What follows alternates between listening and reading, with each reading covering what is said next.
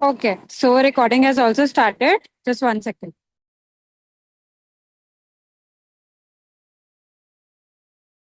Correct. So activation of NRF2 pathway results in upregulation of detoxification genes. जैसा कि हमने देखा था मीरा के केस में कि सल्फोराफेन देने पे what happened, how did the detoxification happen in our body by upregulation of detoxification genes and activation of the NRF2 pathway. ठीक है. So moving forward to the next question.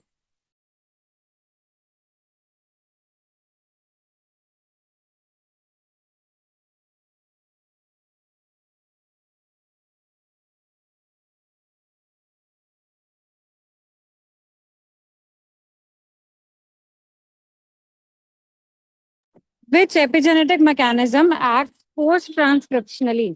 ये तो बहुत ही इजी क्वेश्चन है, सब इसका आंसर दे देंगे. DNA methylation, histone acetylation, micro RNA, सीपीजी island modification.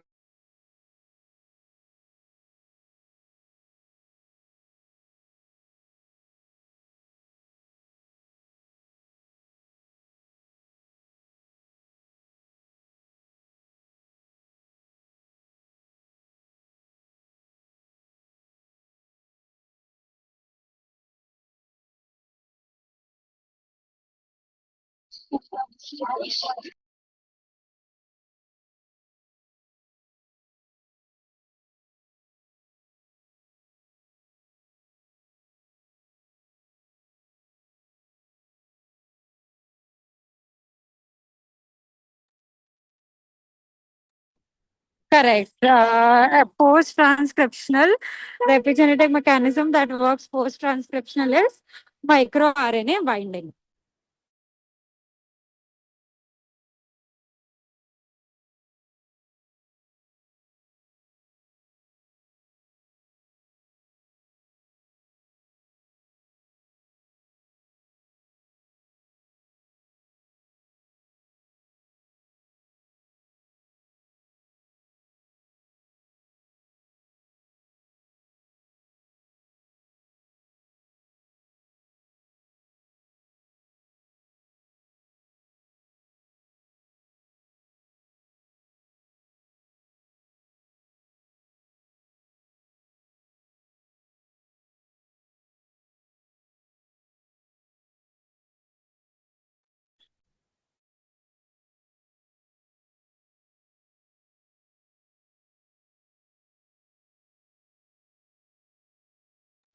Okay, a high sugar diet is most likely to A, increase beneficial RNAs, B, reduce inflammatory gene expression, C, upregulate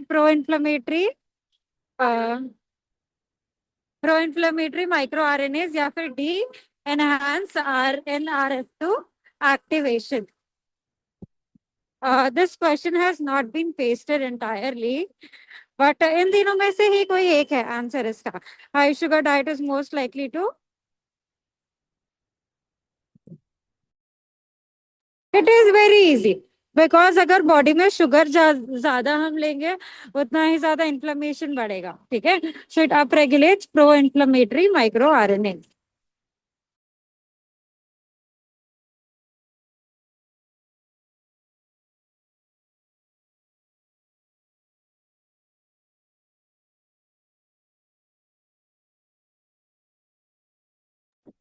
okay, then moving forward to the next question. Which nutrient deficiency directly disrupts methyl donor availability during pregnancy? This is also a very easy question.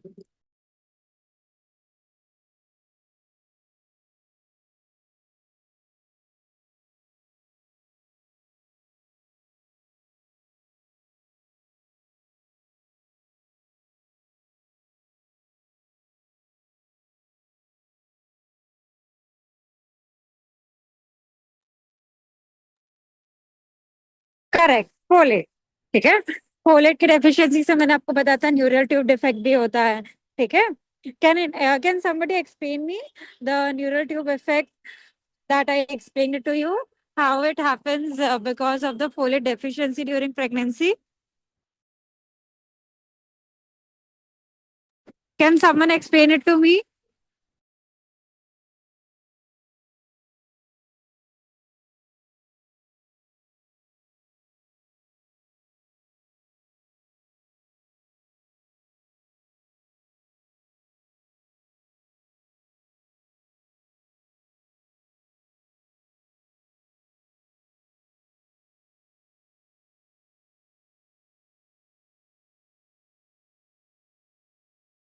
Can someone explain it to me? Does anybody remember जो मैंने बताया था कि क्यों pregnancy के time पे folate important होता है?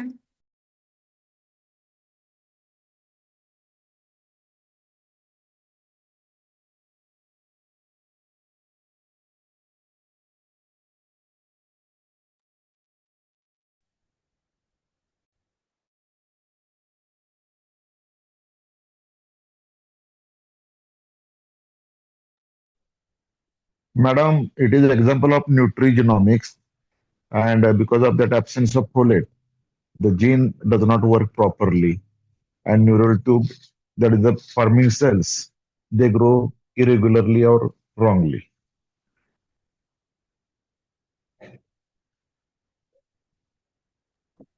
Pardon, can you please repeat? It is an example of nutrigenomics. That means because of absence of food, that development of that particular neural tube, that is not normal.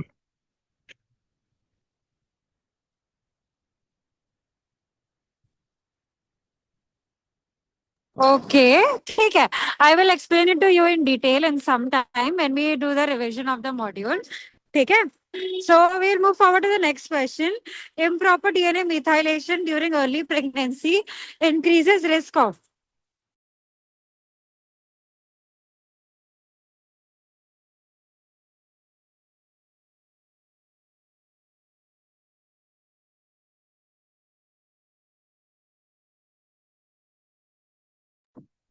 Yes, this was the answer to the previous question as well. कि folate deficiency का क्या relation होता है pregnancy के time पे? So since folate deficiency causes improper gene methylation, hence it causes neural tube defects. Okay.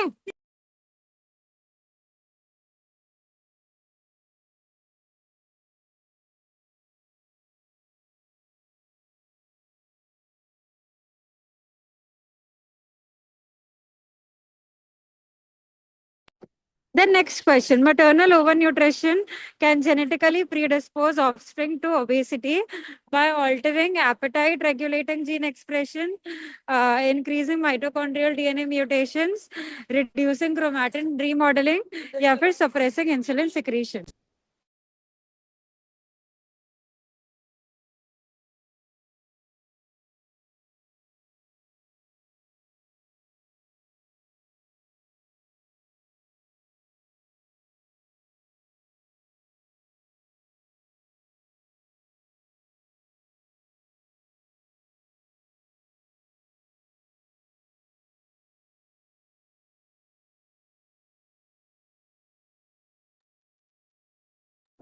Okay, correct.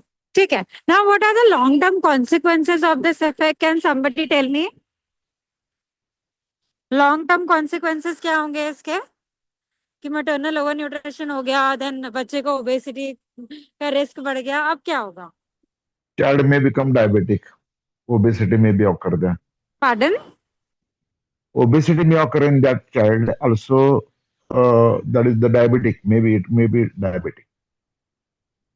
Correct. It increases the risk of diabetes and other metabolic Also, disorders.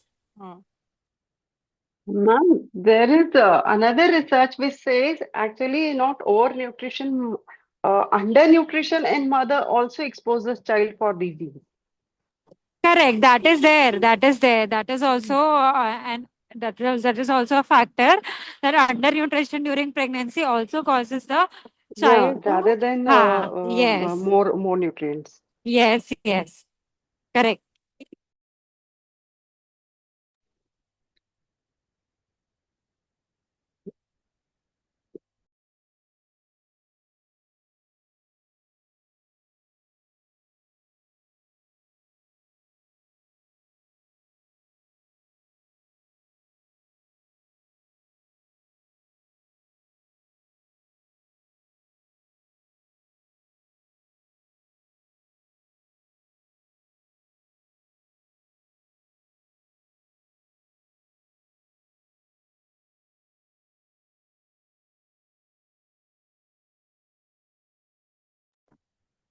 Hello.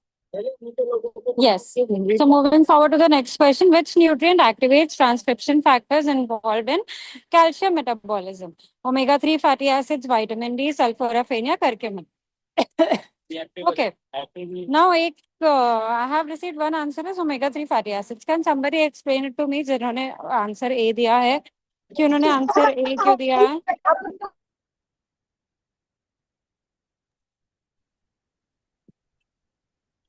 Answer A क्यों दिया है? No, madam, vitamin D. Somebody has answered the option A. Why have you answered option A? I want to understand. Okay, तो answer B क्यों दिया? क्यों नहीं? Can somebody explain it to me? The answer B.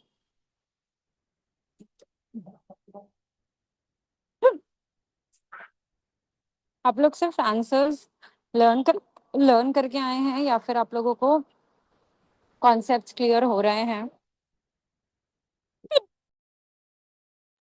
Sorry, give me 1 minute.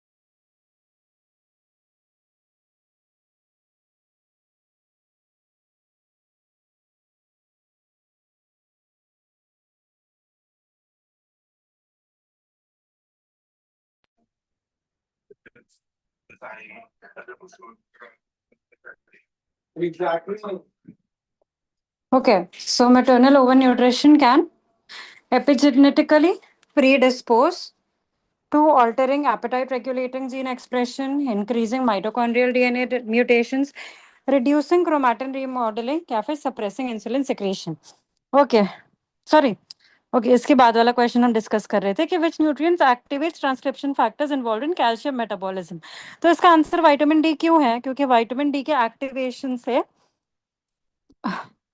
Calcium का metabolism effect होता है. मैंने आप लोगों को बताया था, याद है? ठीक है. Then moving forward to the next question. Omega-3 fatty acid. 1 second, wait.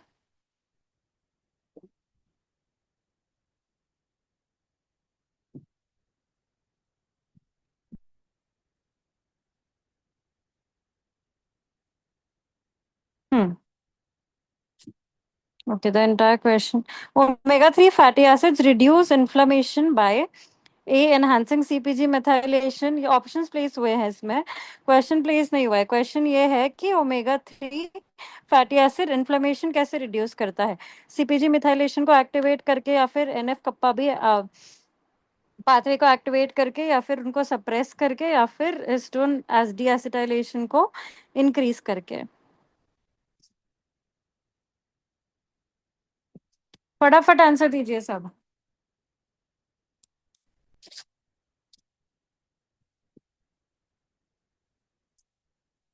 I need prompt answers.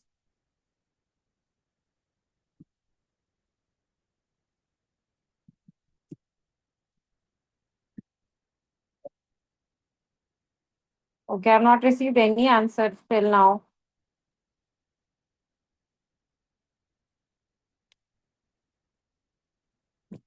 These are easy questions. इतना टाइम क्यों मैडम लग रहा है? क्वेश्चन दिख नहीं रहा है. क्वेश्चन में आपको बता रही हूँ ना, ओमेगा 3 फैटी एसिड इन्फ्लेमेशन कैसे रिड्यूस करता है। छोटा सा ही क्वेश्चन है, how does omega 3 fatty acid reduce inflammation.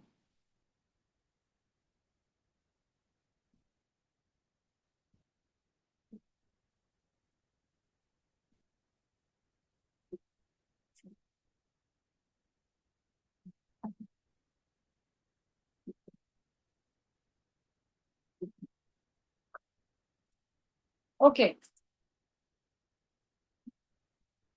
so everybody has answered C. Correct. Then next question.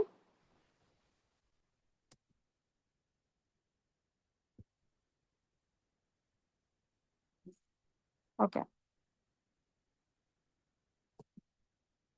I'll start sharing my screen. The questions are not getting copy pasted. So अगर आपको किसी भी question में doubt होगा तो वो आप question बता दीजिएगा, ठीक है। 16th question, which lifestyle factor is linked to global DNA हाइपोमिथाइलेशन।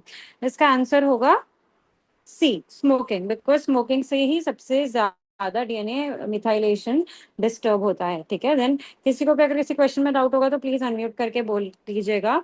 17, chronic stress alters gene expression mainly through. Stress कैसे जीन एक्सप्रेशन को ऑल्टर करता है, कोई मुझे बताएगा। Can somebody unmute and tell me.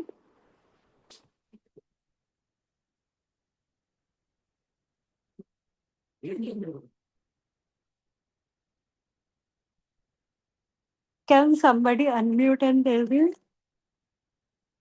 Okay, so chronic stress से cortisol related gene methylation होता है, जीन मिथाइलेशन से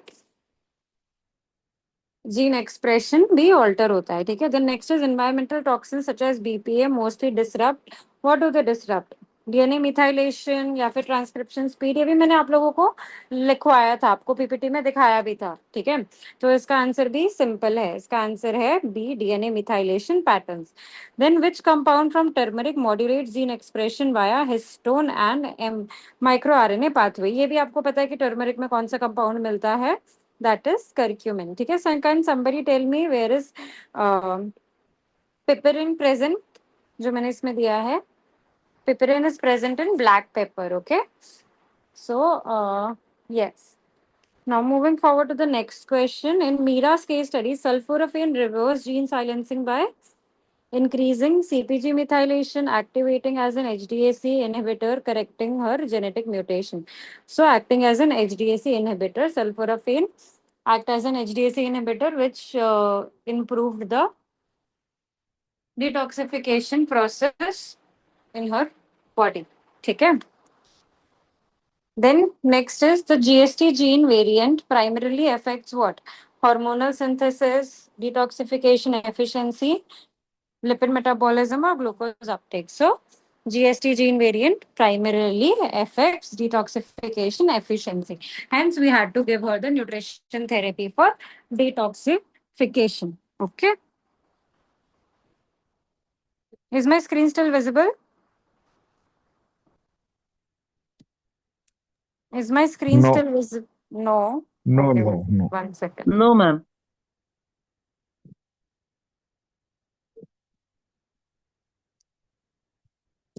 अभी दिख रहा है? Yes, Yes, madam. ma'am. हाँ. So, improved question number 22. Improved glutathione production in Mira occurred due to NRF2 mediated antioxidant gene activation. ठीक है, अगर एंटीऑक्सीडेंट जीन्स जितने अच्छे तरीके से प्रेजेंट होते हैं, ग्लूटाथायोन का प्रोडक्शन बढ़ जाता है, डिटॉक्सिफिकेशन बढ़ जाता है, ठीक है। Then which statement best reflects the concept gene holds the gun, loads the gun, environment pulls the trigger? Environment can modify gene expression without altering the DNA code. ठीक है. Then next question, 24th, epigenetic changes are unique because they are reversible, है ना. The most practical application of epigenetics in nutrition practice is personalized diet and lifestyle interventions. ठीक है, समझ में आए सारे क्वेश्चंस? किसी को कोई भी डाउट है ये क्वेश्चंस में? किसी को कोई भी डाउट्स है? No, ma'am. नहीं, राइट, ठीक है. So we will move to the module number 5. ठीक है? Just give me 5 minutes and we will just give me 2 minutes and we will start.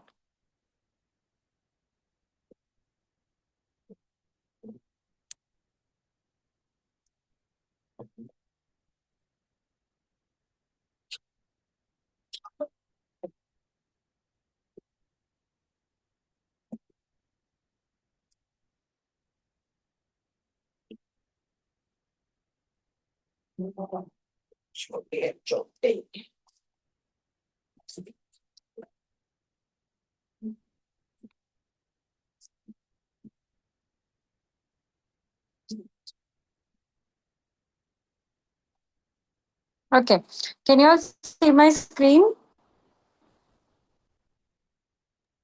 Yes, Can you ma'am. all see my screen? Yes, ma'am. Yes, Uh, ma'am. Yes, ma'am. yes, yes. Okay. So, what did we study in module number 5? Module number 5 हमारा हो चुका है, right? We are here for the revision, correct? No, ma'am, we have not finished. Module नहीं number ma'am, 5 नहीं we हुआ have है। not finished. Last Sunday we had a No, ma'am. holiday. Actually, last Sunday you all did not join, correct? Okay, just give me 1 second. No, there was holiday. No, there was no no class. session. Okay.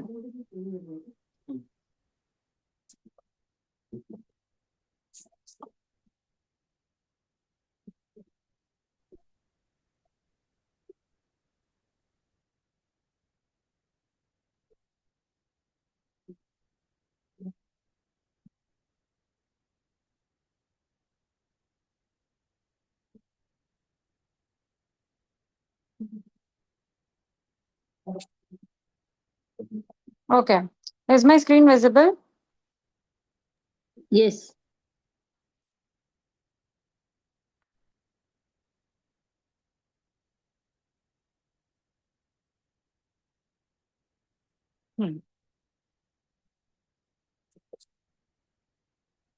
Okay.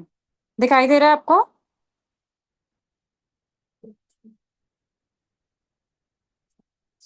So in module 5, we will read about single nucleotide polymorphism and metabolic pathways. So what do you all understand by single nucleotide polymorphism? That is, changes occur in only one nucleotide. Pardon? Changes occur in only one nucleotide. Single Changes occur nucleotide. in Single nucleotide or one nucleotide. single nucleotide only. ठीक है. So if we talk about single nucleotide, can you all tell me what are the group of nucleotides known? जब 3 nucleotides साथ में होते हैं तो उसे क्या कहते हैं?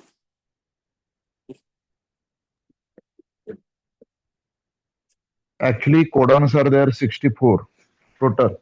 And whenever any one nucleotide gets changed, the message in that particular gene that gets changed. Correct. So a set of 3 nucleotides are known as codon. Okay. And when in that one codon, a single nucleotide is mutated and there is a change in that single nucleotide, it is known as single nucleotide polymorphism. And it is the most common type of DNA mutation that happens in the human body. Okay. So now, firstly, we will read about what are SNPs. SNP is single letter change in DNA, either A, T, G or C. Okay, it is the most common form of genetic variations in human. Okay, it can affect gene expression. क्यों? क्योंकि अगर DNA के code में change है, तो अगर code में change हुआ, तो directly DNA expression पे तो change होगा ही, right? Understood? एंड अगर चेंजेस होते हैं तो इट एक्सप्लेन्स द डिफरेंट जैसे ही म्यूटेशन होता है तो आपका मेटाबॉलिज्म है, एपेटाइट है, your disease risk also changes with that mutation. Okay, understood? Then firstly we will talk about a few genes. Okay, and कैसे उनके mutation से आपकी body में effect आता है. ठीक है? So firstly we will discuss about the MTHFR gene that we have been discussing since a very long time. Okay, now what does MTHFR gene do? Can somebody guess? हमने MTHFR के बारे में बहुत बार बात की भी है पहले. ठीक है, तो कोई गेस कर सकता है कि वो क्या करता होगा? Anybody? Folate, Okay, so can you see this diagram that is there? Okay. So what does MTHFR gene do? MTHFR gene produces the MTHFR enzyme. Okay. And MTHFR enzyme is responsible for converting the homocysteine to the active methionine. Okay. So what happens is कि body में homocysteine जो होता है, when you take food proteins, ठीक है, it gets converted to methionine and some part of body proteins, and that methionine in turn converts to homocysteine and passes it on to the blood. ठीक है, जब blood में homocysteine levels ज्यादा हो जाते हैं तो उससे body में inflammation और oxidative stress बढ़ जाता है. ठीक है, तो MTHFR enzyme क्या करता है, with the help of vitamin B12, folate and vitamin B6 इस homocysteine को methionine में convert करता है. ठीक है, and it has to be converted back to methionine and the rest of it passes through the urine. ठीक है, तो अगर MTHFR जीन प्रॉपरली काम नहीं करेगा, ठीक है, so basically what does MTHFR gene do? It converts it to its active form.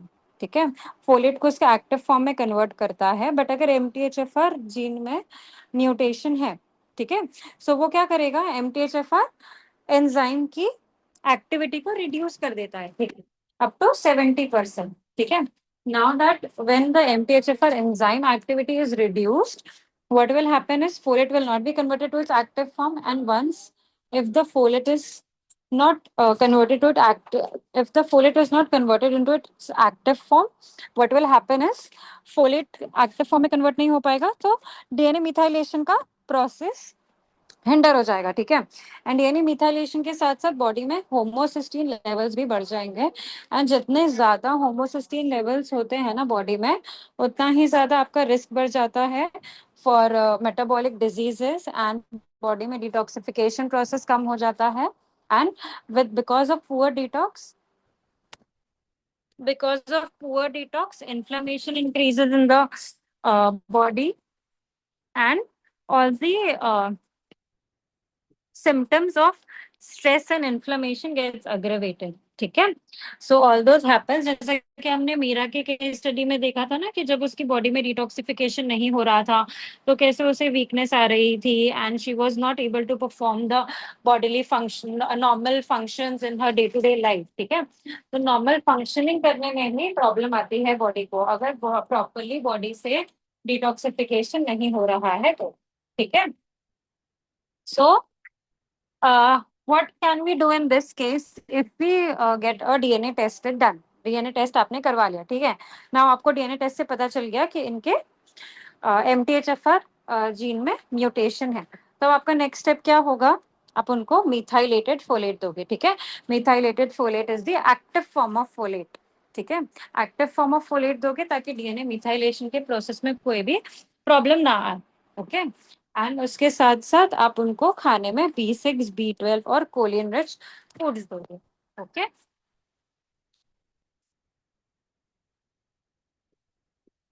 understood? Okay, can somebody tell me sources of B6, B12 and choline?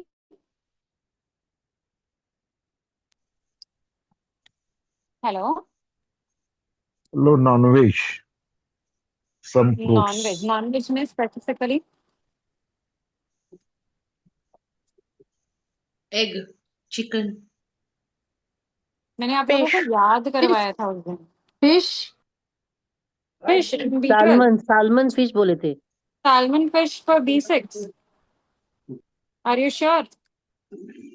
I gave it to you all in the PDF also. हमने शायद omega second 3. module में पढ़ा था. याद करिए. ठीक है, अगर आप लोगों को याद नहीं है नेक्स्ट क्लास में आप लोग मुझे वापस आकर ये सोर्सेस बताएंगे. ठीक है, I will not tell you all. Okay, then next is FTO gene. FTO gene का फुल फॉर्म क्या होता है, मैंने I think last to last class में बताया था, किसी को याद है, कोई idea?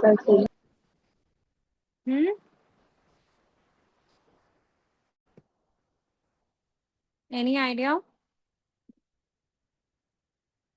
Okay. So FTO gene is fat and obesity gene. What it does is ये बॉडी में कंट्रोल करता है आपकी भूख को और आपका कितना खाना खा के पेट भर जाता है. That is called satiety. तो सटाइटी को रेगुलेट करता है और हंगर को रेगुलेट करता है. ठीक है. तो अगर आपको आपकी बॉडी में एफटीओ जीन का वेरिएशन है, ठीक है, अगर ये जीन बराबर नहीं है तो क्या होगा, आपकी भूख गड़बड़ हो जाएगी. मतलब या तो आपको ज्यादा भूख लगेगी या तो आपको कम भूख लगेगी. ठीक है. बट मोस्टली क्या होता है, ये जीन में अगर म्यूटेशन होता है तो बॉडी हंगर को कंट्रोल नहीं कर पाती है, जिसकी वजह से ज्यादा भूख लगती है एंड कम खाने में पेट नहीं भरता है. तो बॉडी क्या करती है, बार बार बॉडी को एनर्जी डेंस फूड खाने की इच्छा होने लगती है, एपेटाइट बढ़ जाता है एंड कैलोरी प्रेफरेंसेस बढ़ जाते हैं. हाई कैलोरी फूड्स आप ज्यादा लेते हैं तो उससे क्या होगा, it will result to obesity and insulin resistance. Insulin resistance क्या होता है, मैंने आप लोगों को बताया था, याद है? What is insulin resistance? Insulin Cell doesn't, production कम हो cell, जाता है. no, madam. Cell does not respond to insulin. Correct, correct. Cell does not respond to insulin. Okay.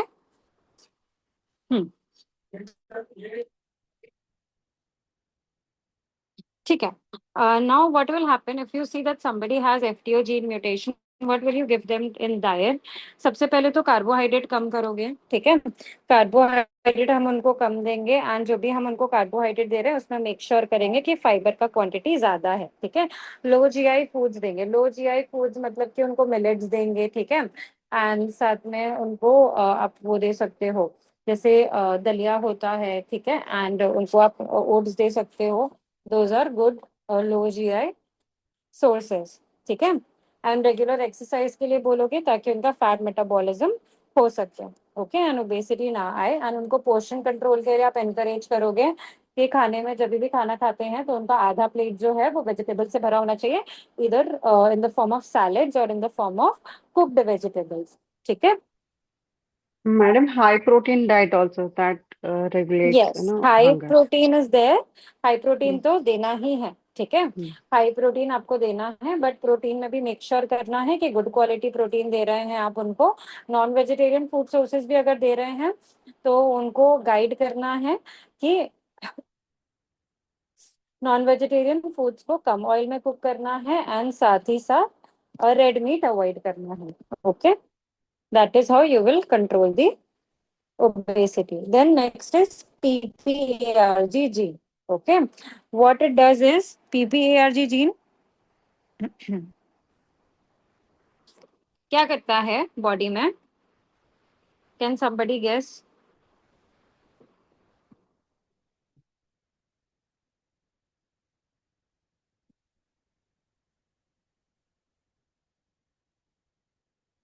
तो PPARG gene it regulates fat storage. ठीक है. तो body में जो फैट स्टोर होते हैं ना, जो भी आप सोर्सेज ऑफ फैट खा रहे हैं वो जाके जो बॉडी में स्टोर हो रहा है उसको रेगुलेट करता है. उसके साथ साथ ग्लूकोज का मेटाबॉलिज्म रेगुलेट करता है कि कितना नया ग्लूकोज बनेगा, कितना जो ग्लूकोज ऑलरेडी है वो फैट में स्टोर होगा. ठीक है. एंड साथ ही साथ इंसुलिन की सेंसिटिविटी को कंट्रोल करता है कि कितने अच्छे तरीके से आपके सेल्स को इंसुलिन का सिग्नल मिलेगा. ठीक है. Now, if we have a mutation in this PPARG gene, what will happen is fat accumulation ज्यादा होगा, फैट स्टोरेज ज्यादा होगा. ठीक है. और फैट स्टोरेज के साथ साथ इंसुलिन का रिस्पॉन्स भी कम हो जाएगा. तो नाउ एक बात तो ये है कि फैट स्टोरेज ज्यादा हो गया और इंसुलिन का रिस्पॉन्स कम हो गया, तो दोनों मिलके क्या करेंगे? दोनों मिलके क्या करेंगे? ओबेसिटी बढ़ाएंगे. ओबेसिटी के साथ साथ आपका मेटाबॉलिक डिजीजेस का रिस्क 10 टाइम्स बढ़ जाएगा. ठीक है. So in this scenario what you will do is, यहाँ पे क्या इंटरवेंशन देंगे आप, क्या मेडिकल न्यूट्रिशन ट्रीटमेंट देंगे कि क्योंकि यहाँ पे फैट स्टोरेज रेगुलेट करने की बात हो रही है तो हम उनको ओमेगा 3 फैटी एसिड्स के सप्लीमेंट रिकमेंड करेंगे. ठीक है.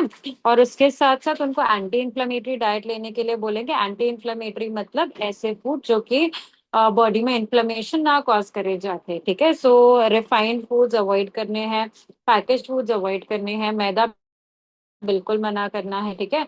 ट्रांस फैट अवॉइड करना है. ओके. तो ये सारी चीजें आप उनको मना करोगे. Then smoking also plays a very big role in this part.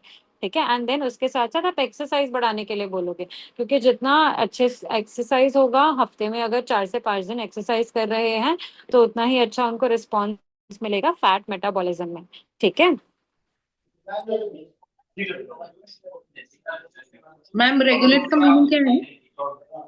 Pardon? Regulate का meaning, regulate fat storage. Regulate का मतलब होता है हाँ, रेगुलेट मतलब मैनेज करना, बैलेंस करना उसको बेसिकली, ठीक है। Yes ma'am.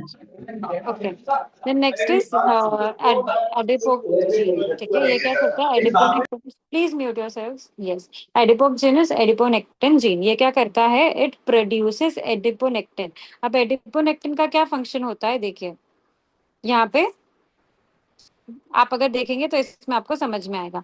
It produces adiponectin, और एडिपोनेक्टिन बेसिकली इंसुलिन सेंसिटिविटी बढ़ाता है बॉडी में, और इंसुलिन सेंसिटिविटी बढ़ाने के साथ फैट बर्न करता है। तो ये क्या करेगा? ओबेसिटी भी कम करेगा और डायबिटीज मेटाबॉलिक सिंड्रोम के रिस्क को भी कम करेगा, ठीक है। इंसुलिन सेंसिटिविटी बढ़ाने से ना ही सिर्फ डायबिटीज का रिस्क कम होता है, बल्कि दूसरे मेटाबॉलिक डिजीजेस का भी रिस्क कम होता है, जैसे पीसीओडी है, थायराइड है, इसका भी रिस्क डिक्रीज हो जाता है अगर इंसुलिन सेंसिटिविटी बॉडी में अच्छी है तो, ठीक है। अगर एडिपोनेक्टिन लेवल्स कम है तो क्या होगा? ओबेसिटी, डायबिटीज और बाकी के मेटाबॉलिक डिसऑर्डर्स, हार्ट डिजीजेस, इनका रिस्क बढ़ जाएगा, ठीक है। अगर इसमें म्यूटेशन है तो उससे क्या होगा? हार्मोन प्रोडक्शन कम हो जाएगा। मतलब एडिपोक जीन में अगर म्यूटेशन है तो एडिपोनेक्टिन बढ़ जाएगा, मतलब एडिपोनेक्टिन कम हो जाएगा। एडिपोनेक्टिन कम हो जाएगा तो जैसा कि मैंने बोला, मेटाबॉलिक डिजीजेस का रिस्क बढ़ जाएगा। अगर एडिपोक जीन में म्यूटेशन है तो हम उसको कैसे बूस्ट कर सकते हैं? सबसे पहले तो फिजिकल एक्टिविटी बढ़ा के, क्योंकि हमें फैट बर्न करने के साथ साथ इंसुलिन सेंसिटिविटी भी बढ़ानी है, ठीक है। और उनको हेल्दी फैट्स देने हैं डाइट में, जैसे कि nuts and seeds, salmon fish दे सकते हैं, फ्लैक्स सीड्स, चिया सीड्स, ये सब कुछ आप दे सकते हैं,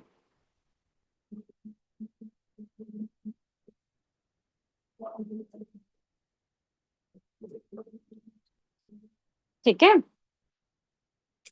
and low sugar intake,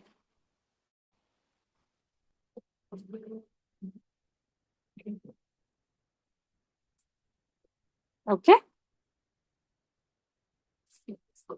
then next is BCO1 gene. ये क्या करता है? BCO1 जीन प्राइमरीली, ये देखो, BCO1 जीन प्राइमरीली जो भी आप फ्रूट्स एंड वेजिटेबल्स से कैरोटीन ले रहे हैं, बीटा कैरोटीन को वो एक्टिव विटामिन ए के फॉर्म में कन्वर्ट करता है, ठीक है। Now it basically converts beta carotene from plants to vitamin A. अगर इसमें म्यूटेशन है, अगर आपकी बॉडी में लो कन्वर्टिंग वाला वेरिएंट है, तो क्या होगा कि आपको विटामिन ए की डेफिशिएंसी का रिस्क बढ़ जाएगा, ठीक है। एंड आप जो भी प्लांट सोर्सेज से विटामिन ए ले रहे हो, मतलब प्लांट सोर्सेज से बीटा कैरोटीन ले रहे हो, तो वो कन्वर्ट नहीं हो पाएंगे। तो आप क्या करोगे? स्पेशली अब ये किसके लिए रिस्क हो गया? फॉर वेजिटेरियंस एंड वीगन्स, जो कि सिर्फ प्लांट सोर्सेज ही लेते हैं। तो ऐसे में क्या करेंगे हम? अगर वो नॉन वेजिटेरियन है तो उनको बोलेंगे एग्स है, लिवर है, डेयरी है, ये सब ज्यादा लेने के लिए, ठीक है। या फिर हम उनको सप्लीमेंट्स देंगे, या फिर ऐसे फूड देंगे जिसमें विटामिन ए एडेड है, ठीक है, एक्टिवेटेड फॉर्म में। अंडरस्टूड?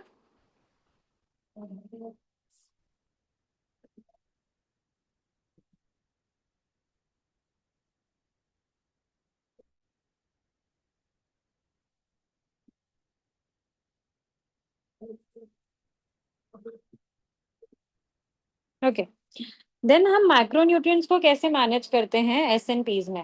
मतलब अगर सिंगल न्यूक्लियोटाइड पॉलीमॉर्फिज्म है तो उसमें माइक्रोन्यूट्रिएंट्स को कैसे मैनेज करते हैं? क्योंकि कुछ कुछ जीन्स जो है वो हमें यहाँ पे सिमिलर लग रहे हैं, राइट? जैसे FTO जीन है, PPAR जीन है। अगर इसमें साथ में म्यूटेशन है तो आप क्या करोगे?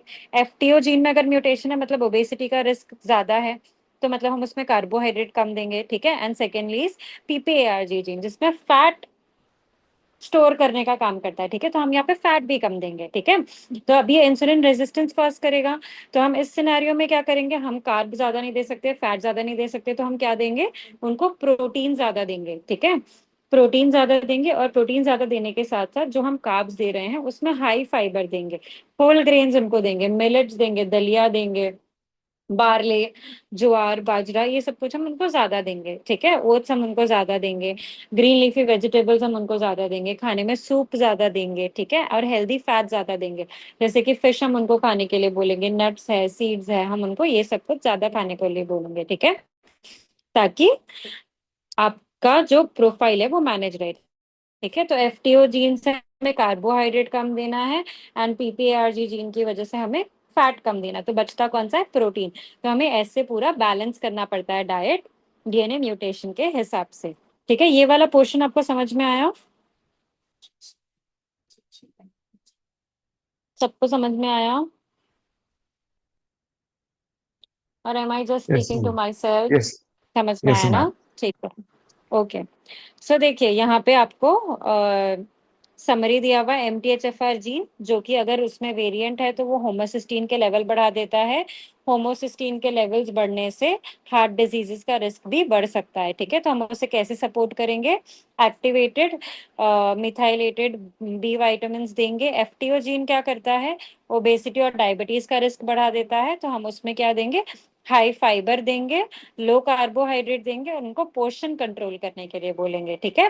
देन पीपीएआरजी जीन क्या करता है, इंसुलिन रेजिस्टेंस कॉज करता है, फैट रेगुलेट करता है, ठीक है। तो अगर इसमें वेरिएशन है तो हम उन्हें क्या देंगे, हेल्दी फैट देंगे और एक्सरसाइज करने के लिए बोलेंगे, ठीक है। देन एडिपोनेक्टिन जीन क्या करता है, वेट बढ़ा सकता है और बॉडी में इन्फ्लेमेशन कॉज करता है, तो हम यहाँ पे उनको लाइफस्टाइल चेंजेस करने के लिए बोलेंगे, और फैट रिड्यूस करने के लिए ओमेगा 3 भी हम उनको देने के लिए बोलेंगे, ठीक है।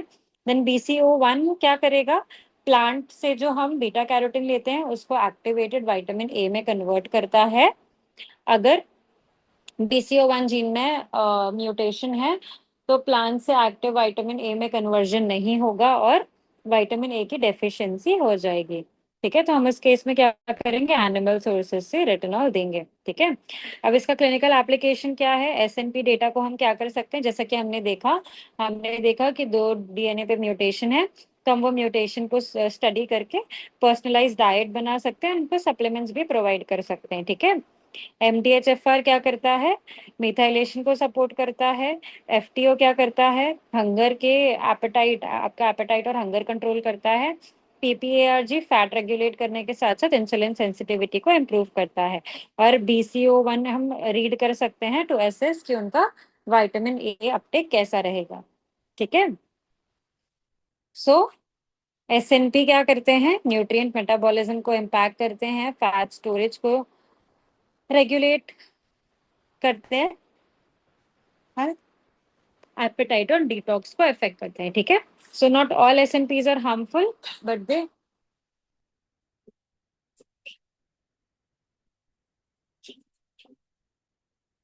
ठीक है। So it basically helps you to understand the SNPs, and उसके साथ साथ अगर आपने एक बार SNP को समझ लिया तो आप उसके हिसाब से अपना लाइफस्टाइल, डाइट, ये सब कुछ टारगेटेड कर सकते हो, ठीक है। अंडरस्टूड?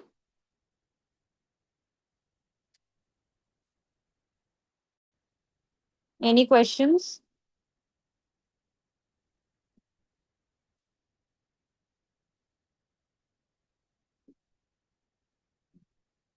ओके, सो आपको इसका PDF भी शेयर करेंगे, ठीक है। PDF में ना थोड़ा डिटेल में और लिखा हुआ होगा, इसीलिए मैंने ये क्लास में सिर्फ 4 से 5 जीन्स ही इंक्लूड किए हैं, क्योंकि this was your first time learning the genes, ठीक है। अभी आपको समझ में आ रहा है कि हमारे बेसिक्स क्लियर हो गए, तो हम कैसे एक एक न्यूट्रिएंट्स पे फोकस, एक एक जीन पे फोकस करके उसका फंक्शन समझ सकते हैं। एंड अब एक एक जीन फंक्शन समझोगे तो फिर आपको समझ में आएगा कि कैसे उसको डाइट से रिलेट करते हैं, ठीक है।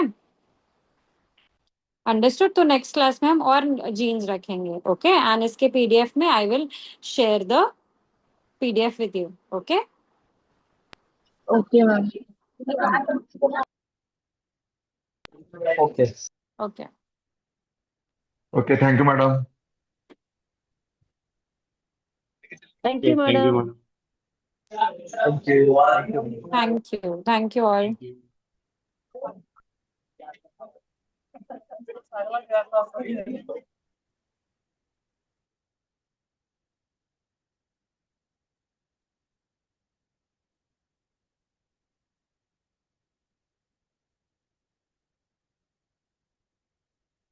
चला येते.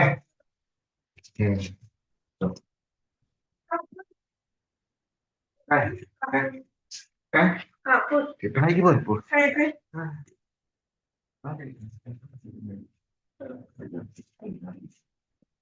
त्यातलं काय घ्या आपलं घे बघ इकडे ये.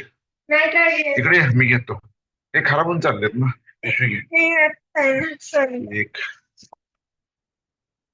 इथं संपलं काय बरं हे बघायचं आहे का? मग मला सांगायला नाही. अरे तुमच्या टाकली पाहिजेत.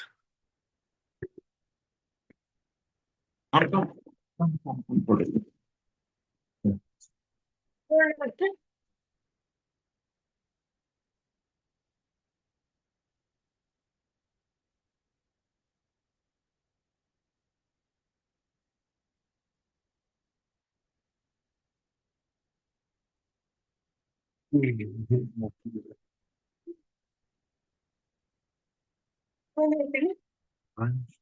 हे नाही ना ते संपलं इथलं.